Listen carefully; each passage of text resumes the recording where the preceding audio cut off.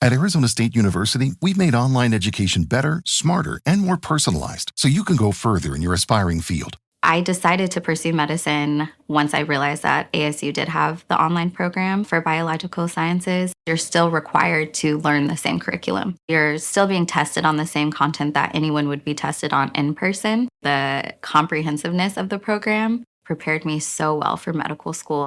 Explore over 300 programs at asuonline.asu.edu. Life at sea can be rewarding, but the pressures can be challenging too. Seize the Mind trains seafarers to become mental health first aiders, vital for both well-being and safety on board. Mental health first aid helps identify depression, anxiety, and burnout, creating safer, more supportive environments. Our globally recognized courses equip crew with the tools to support themselves and to support each other. Support your crew's mental well-being. Book your training with Seize the Mind today. Seize the Mind, mental health first aid for seafarers. Visit seizethemind.co.uk for more information. Hello and welcome to this episode of Why Pals Tales from the Superyacht Laundry. I'm here with my very special guest, Deirdre Colgan. See, look, I did say it in kind of an Irish way. I always get really paranoid about saying people's names correctly. Thank you so much for joining me today. Hi, how are you? I'm excited. I actually listened to this podcast, so I feel like I've cheated because I do listen. Well, you wanted to just come on and have a chat. This is one of the things with the podcast that I've heard, which I really appreciate to all of our listeners, is it feels like you could just come and join the conversation. Like we're all sat around with a glass of rosé and you can just chip in. But obviously better than that, you're actually joining us for this episode. And for those of you that are just listening, unfortunately, you're going to miss the coolest wallpaper I've ever seen. Like she's got some really amazing full-on nautical wallpaper on her wall. I have to say, I quite like. That's quite special. Yeah, and it says Nauticus, which is pretty close to Nautilus. And I panic hung it. My husband had a Zoom interview, and I had bought it, and we panic hung it. And we just had the strip behind his laptop for a long time, so he had a background for his interview. So it's really, really funky wallpaper. I like it. I love the nautical feel. It really looked really good in my bathroom, if I'm honest. Yeah, it's just redecorated too. Yeah, no, it's really good. Right, anyway, enough talk about wallpaper. Obviously, I've spoken to you a little bit. Did I slip into your DMs or did you slip into mine? I don't know. You had put a slider for, how much do you like this on Instagram? And my clumsy fingers brought it to 10%. And I was like, oh no, she's going to think I don't like her. And that's going to mess with the metrics people see. And I sent you a message and I was like, I'm really sorry. And I tried to change it and I wouldn't let me change it. Right. So it's okay. You got worried. It's okay. We know you love us. You know you love us. So you're on. So obviously we ended up talking. You were in America. I haven't spoken to anybody stateside. Actually that's a lie. I spoke to Sierra. She's in New York, but you're in a yachty hotspot in Florida. It's not as windy right now, which is good. And a tornado came through our area. And yesterday I drove by where it had been. And trees just turned into wood chips. So, and my husband's a captain. He's away, and he's like, when I get back, we need to update our hurricane plan because he's captain. How do you feel about that? Because obviously when you move to a new country, you're like, oh, just getting on with life, and then you need a hurricane plan. You're like, what? When I was in New Zealand, I experienced my first earthquake. I literally stood there. I'm like, we don't have earthquake training in England. Can you tell me what I need to do? All of these Kiwis just looked at me a bit gone out. I'm like, when we run, you run, basically, in a very laid back Kiwi way. So how does that feel? No hurricanes in Ireland, just a lot of rain. Just a lot of wind and rain. I lived in St. Martin before I was in yachting, and I was really scared with hurricanes. But with a hurricane, you know it's coming and you can prep. I would take a hurricane over an earthquake because an earthquake just shows up. Nobody knows. And St. Martin has both. So I found earthquakes scary. So hurricane is just prep. And if they tell you to evacuate, evacuate. Where do you go? Well, the problem with Florida is, it's long and skinny, so you just kind of have to go up. So we were lucky we were south of the hurricane this time, but they weren't expecting all of these tornadoes to kind of break off. And my husband was away, and he does all the man jobs. He puts up the shutters and makes sure there's nothing outside and all of that. And I'll go and buy water and canned soup, So that was harder. But it's always busy for him if there is a hurricane, because then he'll have a boat to secure too. He'll have to double up on lines and everything. So I was talking to my sister-in-law the day before the hurricane, and she was like, "Can I ask you, why do you live in Florida? Hurricanes, crocodiles." And I was like, I'm asking myself the same thing today, Lauren. So, and then Ronan my little boy ended up off school for a week, and I had no plan. What are we going to do? So I had ordered everything to make Christmas puddings, because you can't get all of the stuff easily here. And we always made it at least 5 weeks ahead. So I was like, we'll make Christmas puddings. And now he thinks it's Christmas. So I know. So that night, because we do a little Friday night movie night, he was like, watch Home Alone. And now he's asking for Christmas music in the car. And oh, wow, you've started really early. Yeah, I'm like, it's not Christmas yet, but it's not even Halloween. So, so that's kind of what came out of the hurricane. So anyway, let's weather talk now. Obviously, Yacht Pearls of Wisdom is all about the real stories of where, what happened, how you got out of the yachting industry. But we need to start at the beginning. What were you doing before you found the yachting industry? Architecture. So I was not expecting you to say that. Okay. I studied architectural technology, was working in that, loved it. And then, the crash happened in Ireland, and building was the first thing hit. And then I had a recruitment agent say, would you go overseas? And at that time, it was all Australia and Dubai. Most of my class from college are still in Australia. They went out there, they're there. I'm like, spiders, bungee jumping, it's just not. Sharks and crocodiles and bad weather. And then Dubai was another one. And my dad was still alive at the time. He really didn't want me to go out to Dubai. He was an aircraft engineer, and he had worked in the Middle East in the 80s and 90s. And he was like, from his experience, he was like, it's not a place for a woman. I don't want you to go there. And I was like, okay, I won't. And then I got a call saying St. Martin. I'd never heard of it, so I pretended I had. And they wanted someone kind of a bit more experienced than me, but I had done a project management qualification, so I just totally blagged it. And then January 16th, 2009, went out to St. Martin. Wow, that's amazing. Yeah, so I spent 2 years there, and I was working on site, which again wasn't the plan, but I loved it. And I kind of realized how ill-suited I was to an office. And I made a lot of yacht crew friends, one particularly Nick, and he would come stay at my apartment, and he was like, you'd be great for yachting. And I was like, I can't imagine anything worse. I had seen their cabins, I'd been on the boat, and there was just the little quirks, when you'd have friends come to your apartment and they'll kind of sit politely. You have crew come to your apartment and then they'll just root through the fridge, or they'll be like, oh, I'll just make this food. And I wasn't bothered by it, but I was like, there's just this little difference between, civilians and crew. And then I left. They adopted you, really. It sounds like you'd already started to be sucked in. They're like, oh, you're all right. You could be crew, even if you don't ever get on board. Yeah, because I just kind of, I suppose, took people as they were and had a laugh. And then I moved back to Ireland. I thought things had picked up construction-wise, and they hadn't. And then I got a job out in Barbados. And when I left, I said, if this doesn't work out, I'll give yachting a go. And then it was a Ponzi scheme.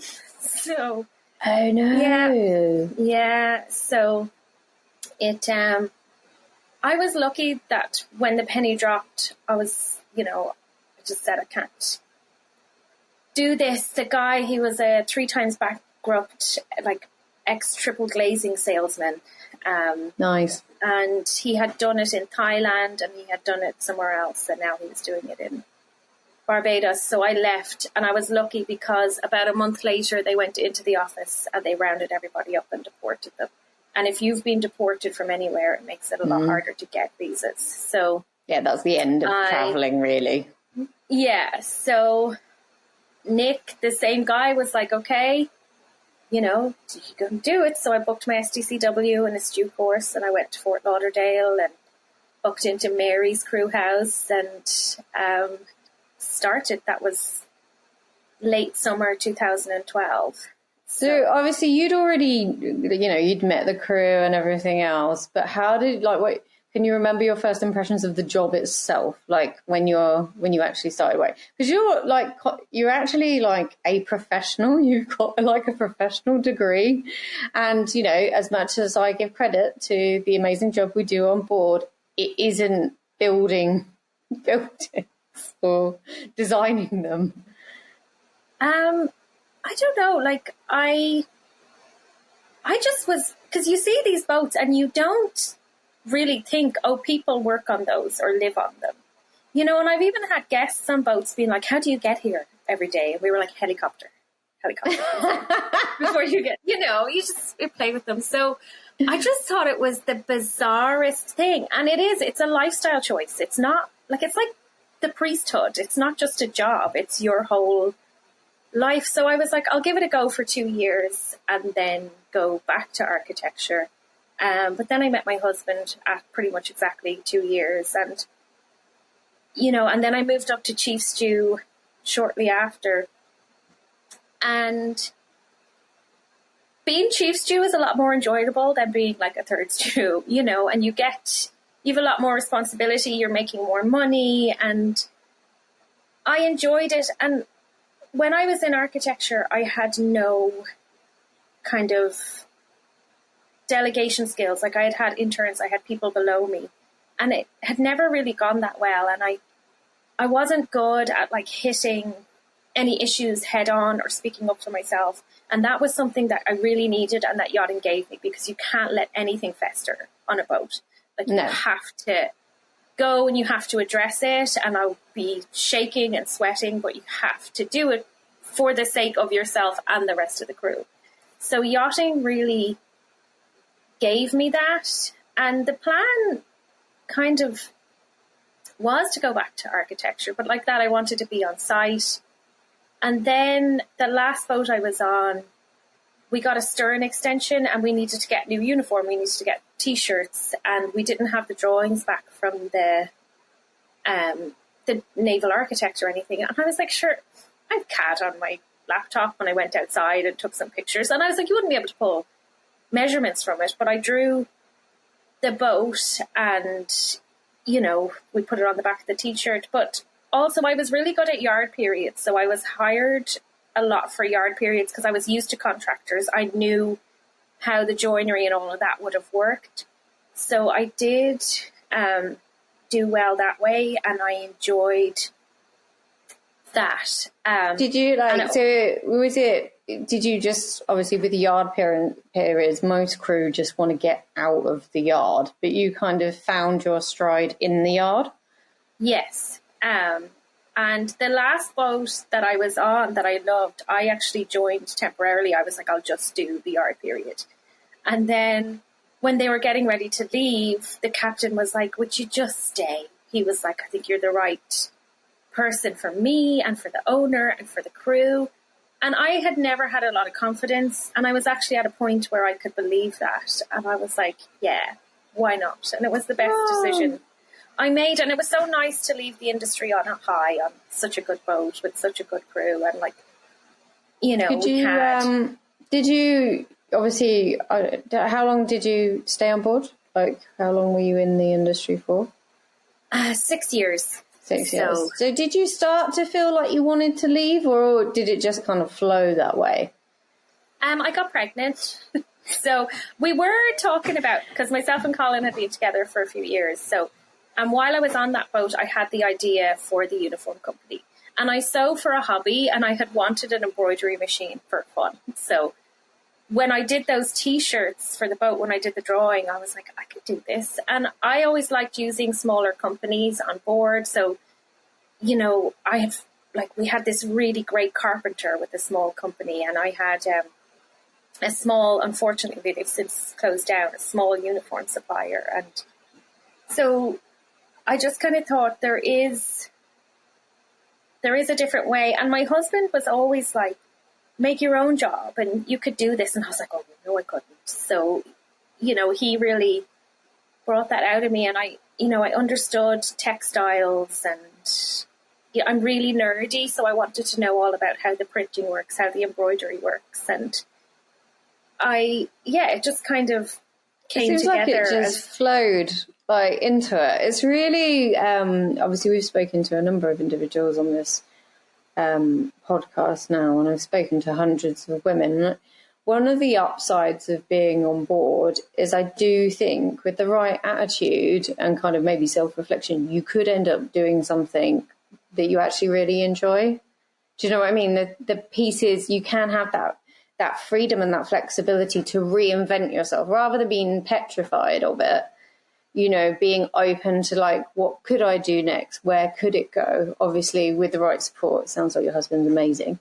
But there you go. Just an interest in sewing coupled together with a life experience, a great husband, and there you go.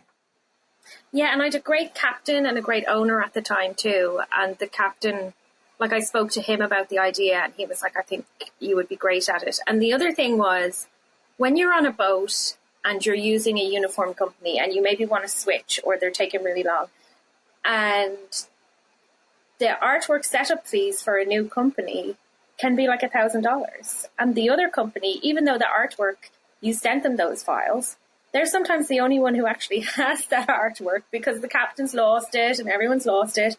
So it's like, what happens with the artwork? And, you know, CAD is a vector. So I'm like, well, I can just draw it. I'll just redraw it. Like, feck off. Like, I'm going to draw it and I'm going to go to a new company. And that was something I had been doing. And my husband was like, that's it right there. Because he was like, we're all ransomed to these kind of few big companies because they have our artwork. So that was kind of my thing. And it's become a thing now where I'll, you know, redo the artwork. So yeah, you've got your dream, you're doing it. What's it like being an entrepreneur? It's hard because I just kind of thought like I'll do it with yachting because I know so many people and I know the industry. It's really hard to break in still, you know, and I had my first year was really great. I was making money and I had 2 boats that I was just churning stuff out for. And then they put both of them, there's 2 different owners. They both went on the market within a month of each other. So then things kind of slowed down, but sometimes you never know kind of what's meant to happen, because last year bought a house, we moved house, my son was diagnosed with autism, and when we moved, he went into a new school and it was awful. And I pulled him out of school for a few weeks, and then we hired an advocate and I rained hell down on the school and they had to hire a proper teacher. We got the school district involved, but it was this time last year, that was pretty much a full-time job. So I kind of missed out on the Fort Lauderdale boat show and everything last year. And now he's in a new school. He's happy. He's doing really well. So I'm trying to gain back that traction, but I'll never, like before we started recording, we were talking about how, you know, as the mother, as the woman, you always put yourself last, you know, and my husband started a new job and there was all the background checks and everything. And I was helping him with all of that. And, you know, Ronan's getting settled into his new school. And I was like, well, now I can And my husband was like, well, why can't you do that currently? Why can't you be doing that all the time? And I was like, you boys don't realize how much work you are. So no, but it's the female experience. So you know, if you're taking being a wife and a mother seriously, you don't have time for yourself. Because it is, I think, to do the job properly with supporting a husband and a child or multiple children, you know, is kind of the ultimate sacrifice. So let's just go back to, did you come up with the idea for the business when you found out you were pregnant, or you found out you were pregnant and you were going to get off and then that was after? Where, like, let's fill the timeline. Came up with the idea for the business, and I spoke to the captain, and I was offered rotation, and I was like, amazing. I had a tiny little studio apartment in Fort Lauderdale. I had a car, so they kind of let me name my date, and this was like, I don't know, February, March, and I said, look, I'll work all the way up until, I think I was going to work until August or October, and then take the 3 months, and then I was going to be 3 months on, 3 months off. And in that time, I got the whole interior set up. Like, we'd had a big refit. And I'm a big list maker, dailies, weeklies, monthlies, you know, pre-charter checklists, like 48 hours before, 24 hours before, like morning of, like when you get the call that they're on the tender. So I had kind of the Bible set up. And then I was saving for embroidery machines and the whole lot. And then in May, my now husband, was turning 40. So I flew back from the Bahamas to the States. We went away for a week, and then I got back to the boat, and I had bought a new sports bra when I was away for his birthday, and I went to put it on, and I was like, I'm sure I picked the right size. This feels really tight. And then we did a charter, a bus trip, and then we did like a photo shoot trip where we were having photos taken for the charter website. And I was just feeling tired, and I was like, man, I'm getting too old for this. I'm 35. I'm so tired. Ancient at 35. Yeah. And then, why don't my sports bras fit? And then we had a few days off between trips, and I was like, shit, am I pregnant? So we were in the Bahamas, we were in Nassau, and it was a holiday. And I had told the chief engineer, and then my cabin mate was like my third stew, and she was moving up to be crew cook, and she actually just won the chef competition at the Newport Boat Show. So, well done. So I told the two of them. We went out for sushi, and I didn't eat raw fish or drink sake. So they were like, what's going on? And I was like, I'm pregnant. So we get in a taxi. They're pissed as farts after all the sake. And we drive around with a probably drunk taxi driver, trying to find a pharmacy that's open so I can find a stick to pee on. But everything's closed because it's a holiday. So we finally find this pharmacy, and I buy an expired pregnancy test.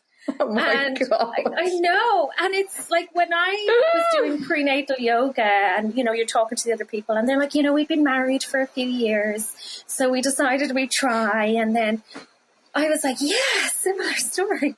So I go to my cabin, and Charlie and Kendra, the engineer, and the stew are outside, and I'm on the phone to Colin. And he's in the village well in Fort Lauderdale with his friend having a beer, and I'm peeing on a stick. But at that point, because I'd been kind of thinking for more than a week, but I couldn't go anywhere to get a test. And at first I was terrified. But at that point, I was like, I kind of gotten used to this idea. If it's negative, I'll actually be disappointed, which was something... That means you're with the right guy.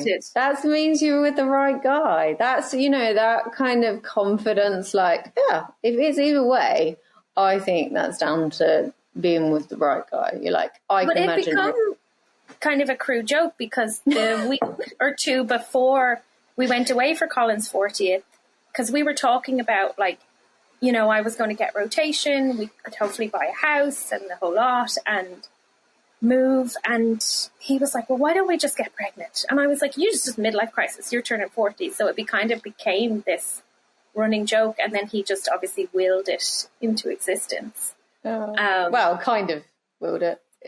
Yeah. It was just extra romantic. Yeah. And then the captain was away, and I didn't want to say anything at first. And because Colin is a captain, and then also after I joined that boat, it turned out the captain and Colin, when they first started yachting and were like day working like 20 years previous, were like friends. And so they actually knew each other quite well. So Colin was like, look, you need to tell the captain. And I was like, I want to wait. I don't want to give my job yet. So I told the captain. And, you know, I was like, let's not tell anyone. But of course, the whole crew knew by the end of the day. And then for the first few months, I was pregnant on the boat. And it was kind of fun because, you know, every week you get your new fruit. So on Saturdays, we would sit down and be like, oh, it's a blueberry. It's not a peppercorn. Oh, it's a raspberry now. And we had two really young deckhands. They were like 20 and 21. And they were like, and so I was, you know, the boat mom. And I was like, you know, I'm not going to love you any less, boys. You know? That's so funny. Still my first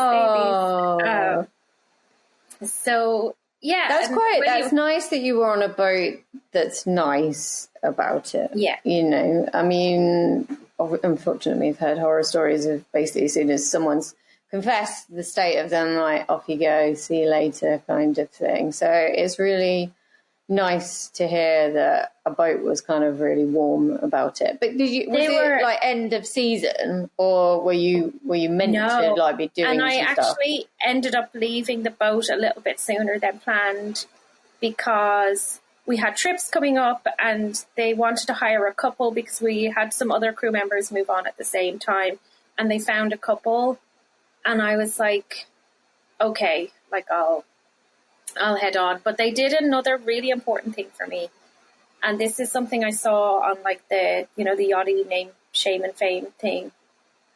I was able to buy out my insurance plan. So I had health insurance on the boat. When I started yachting, I made wrong decisions. I got on, you know, programs that weren't professional programs where you didn't have insurance. You didn't have a proper contract. I'm glad I eventually got to the point where I respected myself enough to be like, if I don't get benefits, I'm not stepping on board. So they did a thing, it's called Cobra, where they keep you on the group and they pay a lot less than you would for your own individual insurance. Plus, by the time you're already pregnant, a lot of insurance companies don't want to take you.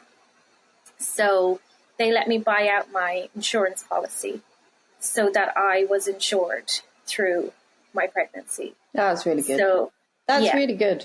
Really good. You know, I think as crew members, you're not, you know, when it comes to this stuff, you're not asking for the owner to pay for your baby, but there are things that could be done that they could do to help you support yourself, you know? Well, that's it. And even with the conversation of I'm pregnant and like, obviously I'm not going to be able to stay on the boat, but it was like, I wasn't treated like a liability. It was like, okay, obviously you're going to transition off the boat. How do we help you through that? How do we?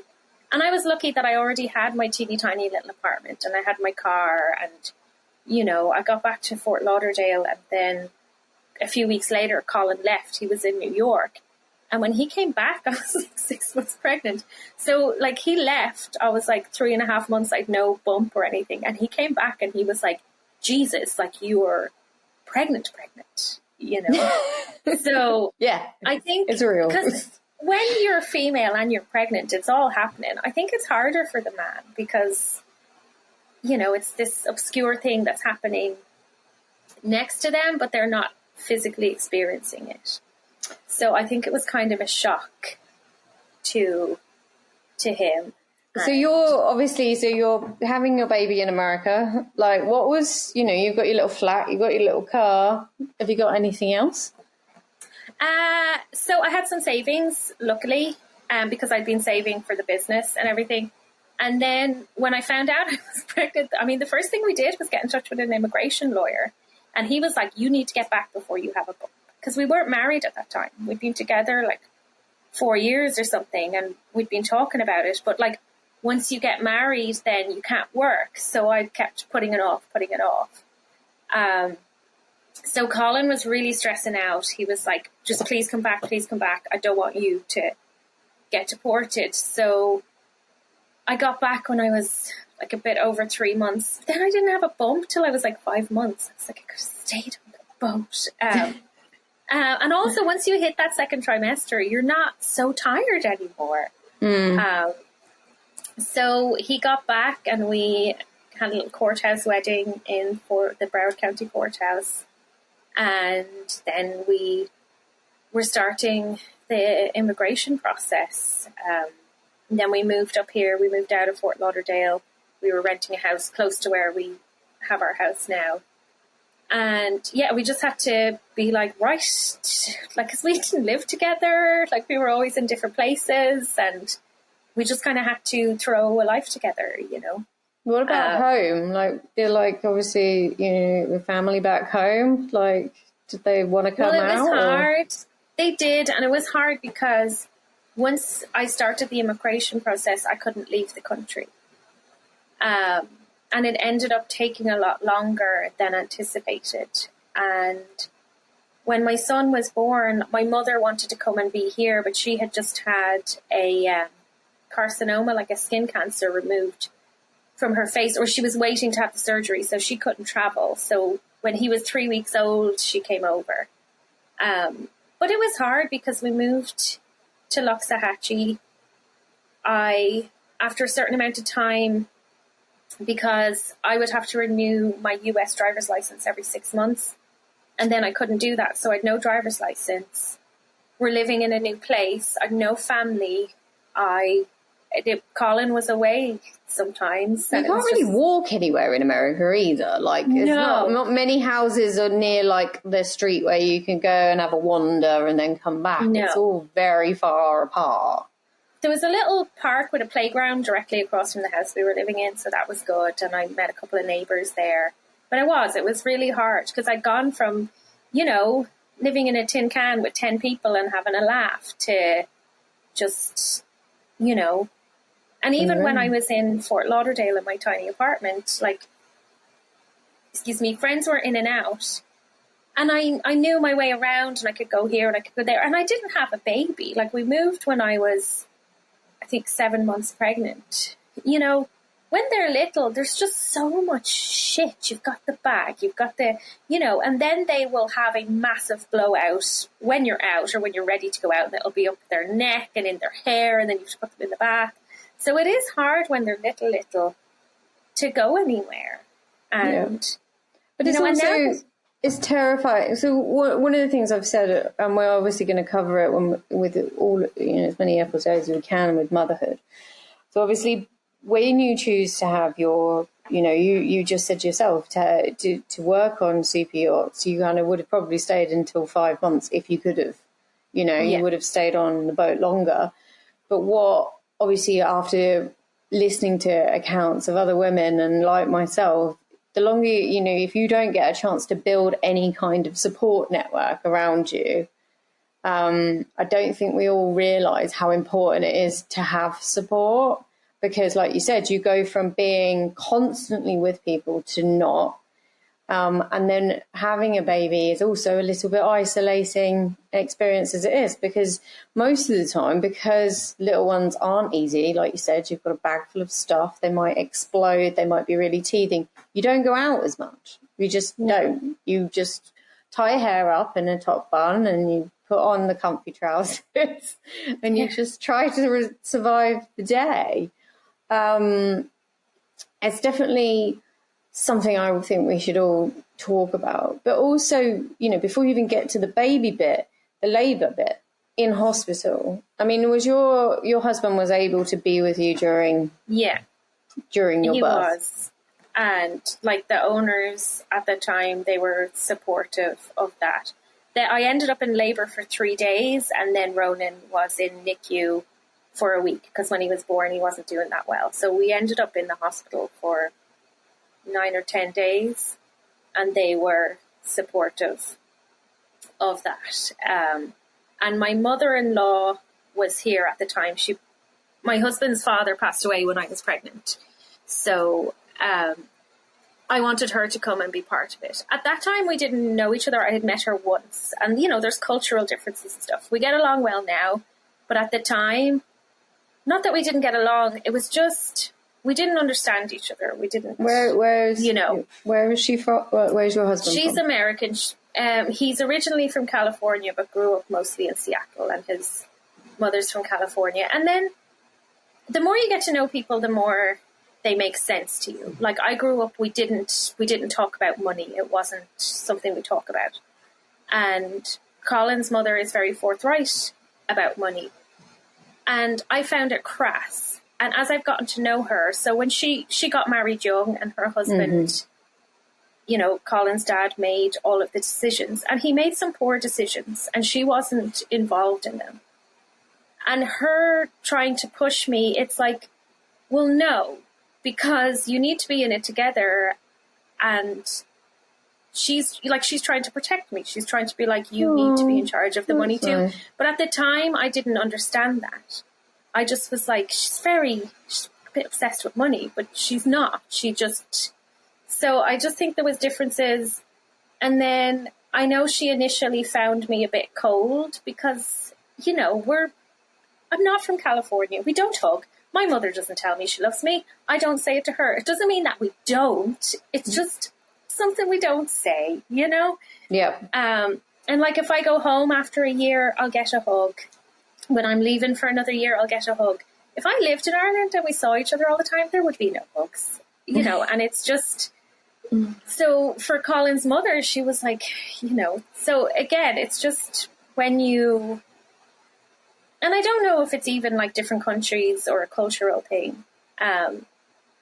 But yeah, when you kind of marry two families together, it's, you know, it's difficult. It's different. It's not difficult. It just takes a while to get, you could have the same experience, but with obviously a partner that's like from Ireland, you know, all families have to merge together. But again, because we are so transient, and also her son's transient by the job that he does, it's hard. You know, it takes a while to build up these relationships. They don't happen overnight. And also, I'm the same as you. I'm not necessarily cold, but it takes me a while to kind of, you know, go in for the hug. Yeah. You know, you've got to smell right. I've got an obsession with like, you know, I'm not going in for the hug with just old anybody, you know. But it must have been nice to have her around, though, if your mother couldn't. It was. And even, like, when we gave him his first bath, like, I didn't know what he was doing, and he was tiny and slippery, and to have another person there for things like that, you know. And then I just think as well for her and for Ronan, it was special to be a part of that. And then I did feel bad because we ended up in the hospital for like 10 days, and she just came back up to the house and, you know, was doing some gardening, and we were trying to fill her in and everything. So I think it was stressful for her too. And then, you know, we were given this little potato, and it's like, okay, you can go home now. And it's like, what am I supposed to do now? Like, I don't know what to do. Like, you think I could look after this? Like, I don't know what to do. So it's I don't know what. Obviously, it just depends. Like my birthing, I just wanted to get out. I just remember wanting to get out of that ward. I couldn't sleep on that ward. There was way too much going on. I'm like, right, okay, if it's me in this little bump, I'm going, because I gave birth during COVID. I mean, Tim wasn't even allowed in the beginning. I had to go in. I had a contraction in the elevator. That was the most surreal. I was like, right, okay, where's the button? Because if I can't get out or I end up on the floor, like, what am I going to do? Like, they just said on the intercom, please come up. I'm like, but when I was in there, and just the feel, I just wanted to get out, which was obviously a mistake because I ended up having to go back in, like literally a couple of days later.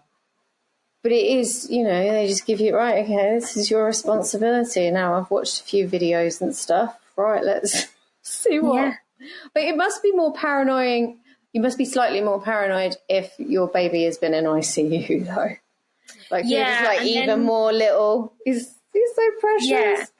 And he was the easiest baby right from the start. He didn't sleep, but he was just happy. But when, like, a day or two after we brought him home, they had told us, look, if he doesn't want to eat or he seems a bit limp or anything, bring him straight in. And I remember, like, putting him in the car and, like, rushing down to our new pediatrician when he was a few days old, and then he was fine. But they were like, you know, if you see any of this, you need to get him straight in. So that was really scary. But because all of that happened, I kind of thought, well, the business isn't going to happen now. And, you know, I lost steam. Like, you know, I'd gone through a lot of my savings by being in Fort Lauderdale, not working and pregnant, and medical bills. And my car blew up while I was pregnant, and then, you know, get my car fixed. And so I just kind of thought, that's not going to happen now. And when he was about 1.5 years, and, you know, things were easier and you're chugging along. Sorry, not even 1.5 years. When he was coming up on 1 year, my husband was like, maybe would you think about that again? And I was like, I don't know. And I don't have the money anymore. And then that Christmas, he was like, what do you want for Christmas? And I was like, maybe just a little embroidery machine so I can just do a bit of embroidery. And he was like, no, because you're going to get that big embroidery machine. You're going to make it happen. And then in the January, himself and my sister loaned me some money and were like, go and do it. And I found like a 12 needle commercial embroidery machine on eBay. And I bought it in March 2020. I got my work permit February 2020. So I was like, I can either go back to work or I can start a business now. Like, I'm legal to work. Finally had a driver's license again. So I got the machine like a week before lockdown. Oh my God. But my mother and my sister were here visiting, and they actually got stuck here. So they were hanging out with Ronan. And I remember the first day I was like, how do I even thread this thing? And I kind of spent lockdown teaching myself how to use it. That's quite cool, like, in a way. Like, you know, yeah, for starting a business, probably not so cool, but you still got loads to learn, and it gives you the time and space and no pressure to do it, I guess. Well, that's it. And it was like, okay, nap time, this is what I'm doing. Like, you go to bed, little dude. Like, I'm going to go and do this. And then I was just going to do a bit of embroidery. And I had been on boats where we had stuff on board, and it's like, oh, it needs to be embroidered. So I was like, I'll just do that. And then I had a friend who's a captain, and he was on like a 145 charter boat. And we had lunch, and he was talking about he had just ordered uniform. He got 2 kind of different sets of things from 2 companies, and both companies had made mistakes. So he was like, will you do some polos for me? So I ordered the polos, and I was like, oh, I'm actually making more money on the polo here than I am the embroidery. And he was just really encouraging as well. And he was like, of the 3 companies I used, you're the only one who got it right. And that was my first order. That was the October. And then by that Christmas, like, there was another charter boat. They wanted some embroidered beach chairs, and I got beach chairs, and Colin took them apart so I could get them into the machine. And so I did those, and I just kind of was rocking and rolling and just doing kind of smaller bits. And then 2021, that summer, I was like, right, I'm actually going to make a go of this. And I incorporated the business in the September, and, you know, got a web designer who was my friend Nick, who got me into yachting in the first place. And you know, got a business mentor, and then in March 2022, launched it. And at that point, I already had a few customers who were like, well, why are you just doing a bit of embroidery? Why can't it be more? And you're like, here's things we can't find. And looking back to being 35 and wearing a skirt, you know, and I heard Emma Kate Ross from Seize the Mind on a podcast, and she said when she turned 40 and she was in her skirt and her polo, and she felt like she looked like a 15-year-old playing junior netball. And I was like, exactly. And also, like, my last boat, we had a female first mate, and trying to find shorts to match the boys' shorts that she could actually do her job in, that were comfortable. And so I was like, here are these things that the industry is missing. And also, as someone with a small waist but like a bigger bum, it was really hard to find a skirt. Like, I would have to bring them home to my sewing machine and take them in, because if they fit on the waist, they would ride up on the bum and thighs. If they fit on the bum and thighs, they were too big on the waist, and then the radio pulls it down. So, like, between my husband and my friend Jason and a few other people, I was like, you know what, I can still do this. So it just took a bit longer. And it's quite amazing. That's, you know, it's really nice to hear, like, you've got, you know, a great support network, you know, and it is, you know, you are having to do all of it, you know, have a baby, have a baby, move to a new place, cope with your partner being away, learning a new skill, a new trade. That's a lot going on, you know. Yeah. And you haven't gone mad. I mean, not permanently, but like also getting used to being married. Like, we didn't live together, so we had to get used to being married and living together, and all those quirks, you know. So, you know, and even last night he called me, and he's in the hotel because they're waiting on the launch of a new boat. And he's like, I'm trying to do laundry. And he's like walking around, and he's like, oh, there's no laundry detergent. And he's walking down to reception, and I just hung up. I was like, I'm not spending 20 minutes on the phone to you while you talk to other people about laundry detergent and try and figure this out. Like, call me when you have a bit of time. I've got things to do, you know, but we're at the point where I can do that and it's fine, and he can laugh about it. But yeah, so, you know, and it's funny because I grew up Catholic, and like I've had siblings and friends. When you get married in the Catholic Church, you have to take a pre-marriage course given by a priest, a man who has taken a vow of celibacy. And I'm like, that makes loads of sense. Yes, so much sense. Like, it's the most ridiculous thing in the world.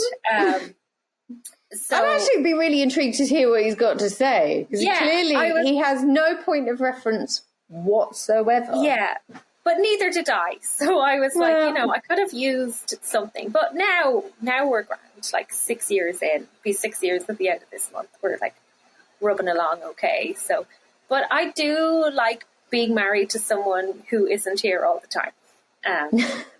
So like that feels like, and you know, and I have friends say to me, oh no, he's away for 3 weeks. Is that not really hard? And I'm like, once it goes past 3 weeks, like a few years ago, he spent 5 months away, and that was really hard. But you don't want to wait too long, but it is kind of nice if they go, because basically you just don't have to clean quite so much, which is quite nice. Yeah, you have space for your own thoughts, maybe. Yeah, you can watch all that trashy telly that they judge you for and make snide comments about. You know, and you don't have to remember where they've put their stuff. No, you just have to worry about your own stuff and the child. You don't have to remember or try to predict where they might have left the thing that like, you weren't in the room. He's a disaster. Like, he called me one day and he said, am I 44 or 45? So, that's bad. That's like, when was I born again?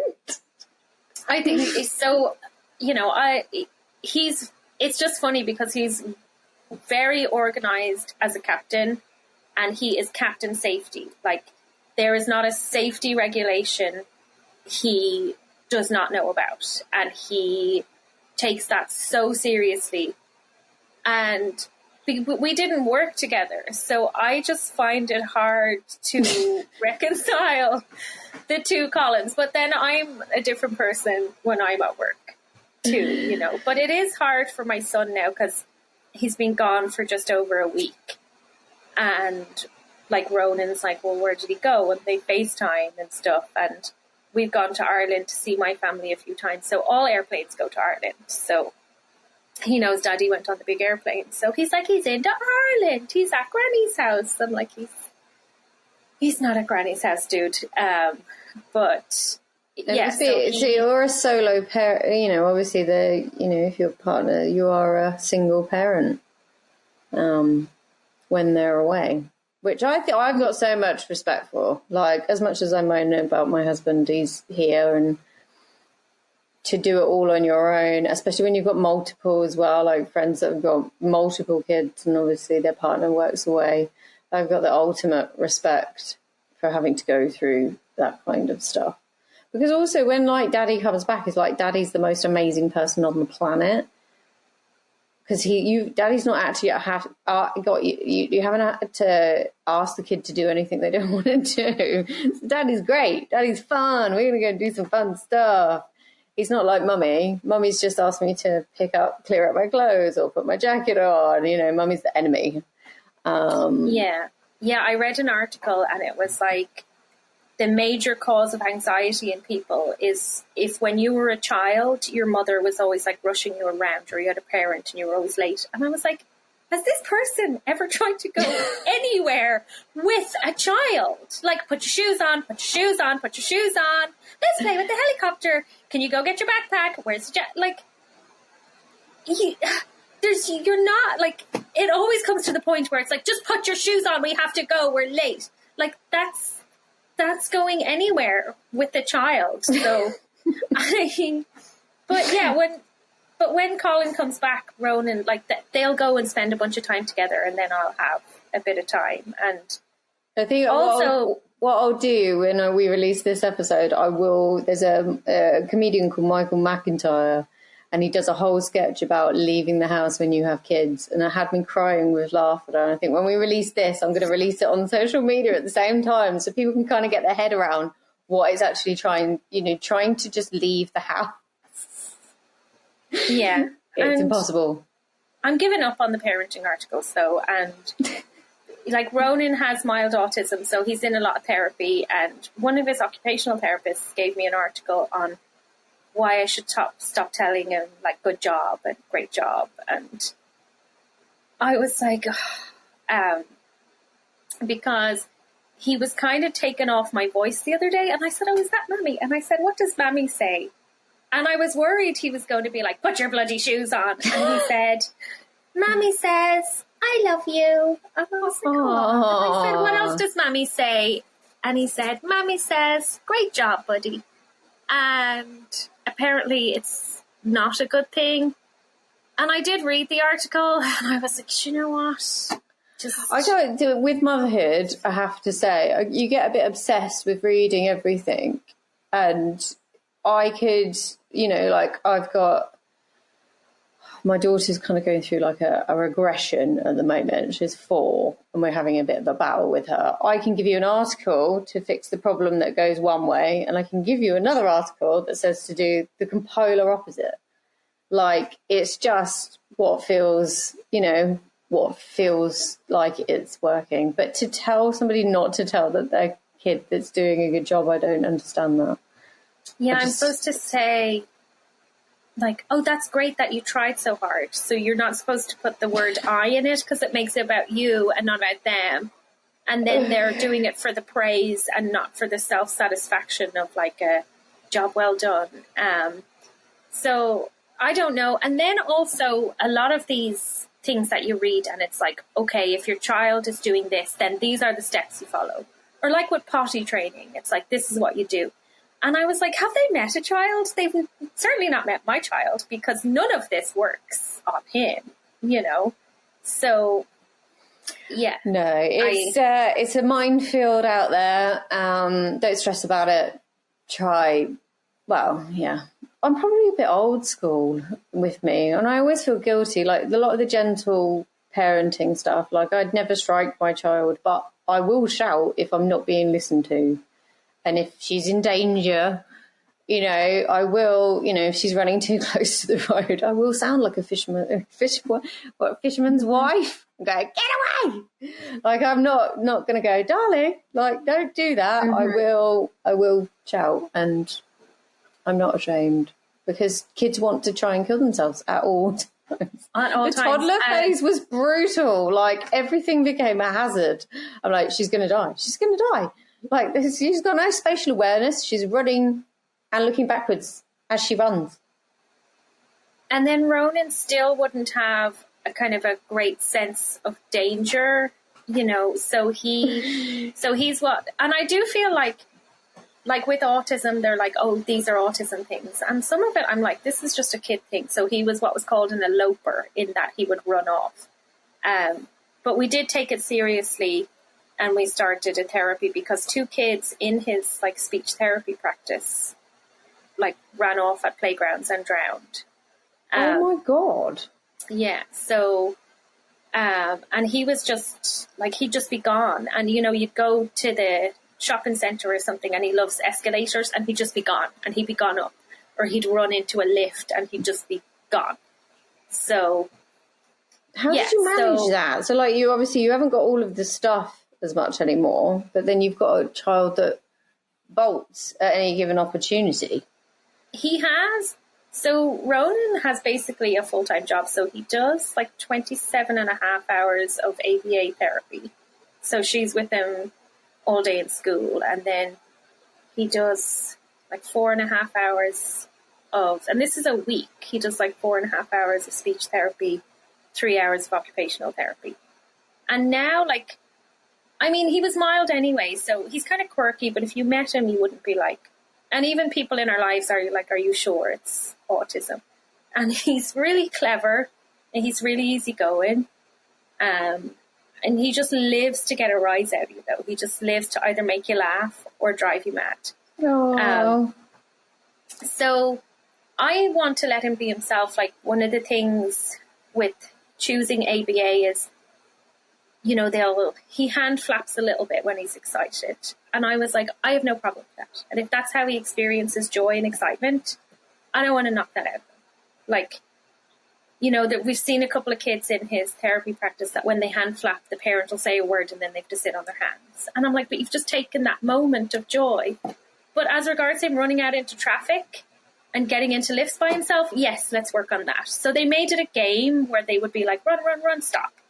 So now when you say stop, he stops. So, so he's less of a liability.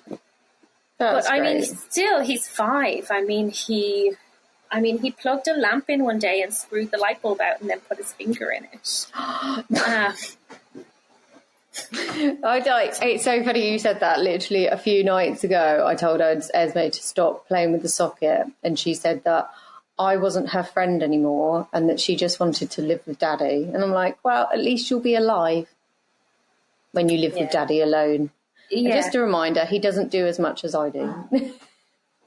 Yeah. I mean, I do think he would have more fun just him and Daddy, you know, I think. And with Colin being away, I think he misses out on that, like, roughhousing, that kind of Daddy element, like, let's go hit golf balls outside, and, like, he does miss out on all of that. So he does have, like, an extra bit of energy when Colin's not here that he just channels into being a daredevil and being absolutely nuts. Being a boy. Yeah. You know, that's not being any different. It's just being a boy, isn't it? Yeah. Yeah. I don't know whether I could cope being a boy mum. I can barely cope as a girl mum. I think, I don't know whether I've got the energy. I don't know. Like, I don't think I could cope with a girl. Like, we were over at his little friend's house, and another friend of his was there, a little girl, and she was 4. And she didn't want to play with Ronan. And she was like, come on, Patrick, let's go and watch Taylor Swift videos. He's not allowed to come. And I was like, you're 4. It's How the sass. are you so mean already? Yeah, girls, there's the sass factor, you know. Yeah. And have I been an outspoken female in my time? Maybe. Just a little bit. Is she going to take after me? Maybe. Just a little bit. I'll deal with that at the time, I suppose. We just need to finish up now. Obviously, we are running out of time, but I just wanted to... I think two very things. rambling too. No, it's great. It's, it's always nice when you're talking to interesting people. So the first thing, two final things. What would be your 3 pieces of advice for anybody on board at the moment and, might be thinking about getting out and, if you could go back and tell the 35-year-old self, what would you say? That I made the right decision making sure I had insurance. Make sure when you're getting on a boat, you don't know what's going to happen. You're out in the sun, skin cancer. I mean, have your smear tests, have all of that. And then for getting out, have some savings, have a plan. Like, I wish I had saved more. And you don't have to get out and kind of live this big life. I had kind of seen people leave and they do these amazing things and they have this big business and they have all of that. Like, you can just get out and just go and be, like, I'm primarily a parent. You don't have to get out and have this big story and have people in yachting think that you're still doing amazing things, because whatever you're doing, you are. And then, do I have 3 pieces of advice in me? I don't know. I think be kind to yourself, look after yourself, don't put yourself last. And if you are a female, those small physical things that don't seem right, go and get them checked out. I probably for another episode, but like, I just ended up putting myself on the back burner for the last few years. And, now I've had some lady problems and tomorrow I have to go and find out like what the next step is, what surgery and stuff. And if I had done this a year ago, maybe it would have been a simpler thing. And like that, when I was on a boat, I wasn't like, well, excuse me, Mr. Captain, I need to go and get this sorted out. And for, older male crew members too, get your prostate checked out. Yeah. Go get your skin cancer test checked, like the skin tests and everything.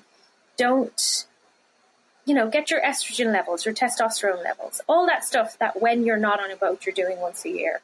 Go and do that. So that's your advice. Health insurance That's is good. my big Insurance is a massive thing. We're doing a big expose on what boats cover, what they don't cover, and where you kind of need to plug the gaps, coming up soon. So that is a really important point. And I think for women, it's even more important because there's more going on with us. Not saying that the guys don't have to deal with stuff, but there is generally more going on with us, or potential problems, if you know what I mean. So yeah, that's great advice. Thank you. So the final thing is, do you have a story you would like to share of something that was a little bit bonkers?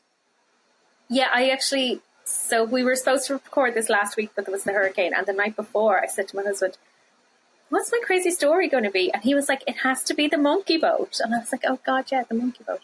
So I was doing courses in Fort Lauderdale. I was doing my wine courses.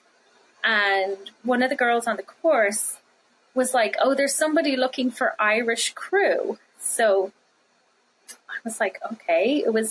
They used to, in Smallwoods Yachtwear, there was like a notice board where you could post jobs, you could post your CV. So I called the number and it was this crazy guy on a Fed ship that was having a big refit. And I was doing some courses and a few other things. So it was kind of like long-term day work. And I was like, yeah, I can do that. And I arrive for the first day of work and there's a cage on the aft deck. with 2 lemurs in it, like one red one and one little black and white one. I remember the small one. I'll send you pictures. Oh my God. Yeah, the small one was called Panda. I can't remember what the bigger red one. And they had these tiny little nappies, like premature baby nappies, with a hole cut in for the tail to come out. And they were on the boat. And the guy, he wasn't the captain, he was the project manager. And he would go around with these like monkeys on his shoulder, and he was living on board, and they were sleeping in the captain's cabin with him.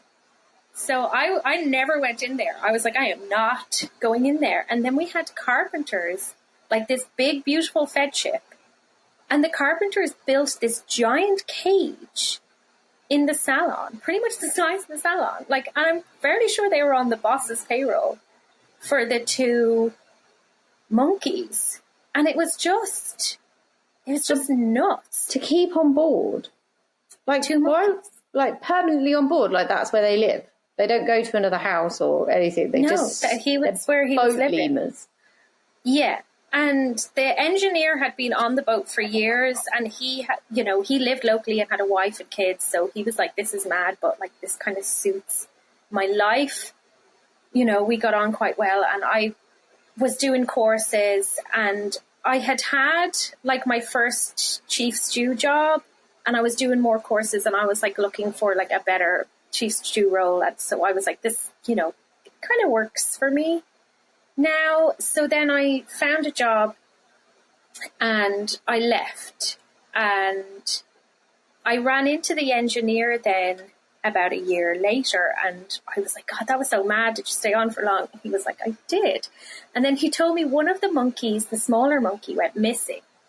And the guy went nuts, and I was like, did he call the police? And he was like, no, he couldn't call the police, because years before he had a parrot, a turtle, and he would go down to the Florida Keys and go onto the beach, and people could take pictures with the turtle and the parrot. And the parrot bit a woman one time, and she sued him. So he wasn't allowed to have exotic pets anymore. So he had no permit for the exotic pets. So they were permitless monkeys living on the boat. So he apparently accused the guy, was the main guy from the AV company that we had on board doing the AV system. He accused him, because they had a falling out over something, of stealing the monkey. And so he was like, you know what, I'm not doing this boat anymore. So about a year later, I was up in Georgia in a shipyard, and we were out of the water, and I was on the aft deck, and I looked down, and I could see the captain talking to the AV company guy, and who was awesome. He used to come on the boat. We would have coffee and everything. He was great. So Joe, the captain, lovely man, came up, and I was like, oh my God, is that Lewis? And he was like, yeah. And he was like, God, he talks too much. And I was like, oh no, I love him. And so he was like, right, well, we're having a big meeting later, big project management meeting later. And I was like, do you really want to annoy Lewis? And he was like, yeah. And I was like, just ask him, Lewis, where's my monkey? So when the meeting was over, he said to him, like, hey, where's my monkey? And so Lewis kind of flipped out, but then he came on the boat afterwards and saw me, and he was like, oh my goodness. But he was like, yeah, it took 2 years for that to kind of come back and get the laugh. But they never found the monkey. I don't believe that Lewis had anything to do with the monkey, but it was just nuts, like on a fed ship of all things. Was illegal monkeys stashed on a fed ship? Well, at least, I feel sorry for the monkeys. They're not really designed to be on the water, to be honest. And the cage that they built in the salon didn't have a bottom to it, so it was directly on the carpet. Oh, lovely. Well, I was nice. I was like, I'm having nothing to do with the salon. I'm not cleaning in there. I'll go down to the lower cabins. I've heard of dogs on board. I've seen I always feel, whenever I've seen dogs that go on boats, I always feel sorry for the deckhands and stuff, because obviously they're going to the toilet somewhere. But a monkey? Really? Well, 2 monkeys. 2 monkeys. big They as have well. diapers on. They're little. So they had the little premature baby nappies on because they're little, and they were young. But I've never heard that before. Thank you. So, but yeah, they had. He was like, but they have their diapers on, and I was like, this is. I like And also, I just couldn't picture him like going into, Walgreens or whatever, picking up the tiny little nappies for his 2 monkeys. So that's so weird. Yeah, People I'll send you weird. pictures. Okay, that's great. Yeah, and it's we like, can finish the episode with the final slide of them. Yeah, because I kind of forget, and then once a year, like I've Amazon photos, and your memories pop up, and I'll be like, oh yeah, there's the monkeys. There's monkeys. But I had very little to do with them by choice. I was like, because he was like, do you want to hold them? I was like, no, I don't. No, sir. Thank you very much for telling your story. I'm always shocked with these stories. Like, I always think, it's just going to be the same. No. Weird. Still weird. And it still gets and we shocked. were just like, how does this guy have a job? We figured he must have something on the owners. He must have compromising pictures or something that he can live on the boat with no qualifications and his 2 monkeys. So. Weird. Thank you very much for sharing. It's been a pleasure having you on.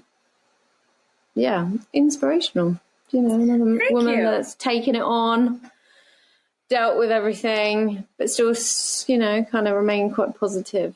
But what resonates with me most out of our conversation is there is joy to be found in a simple life. Yeah. And it takes a while after having such a dramatic, exciting, glamorous. It takes a while to kind of come down from that and go, but there's joy to be had in a simpler life.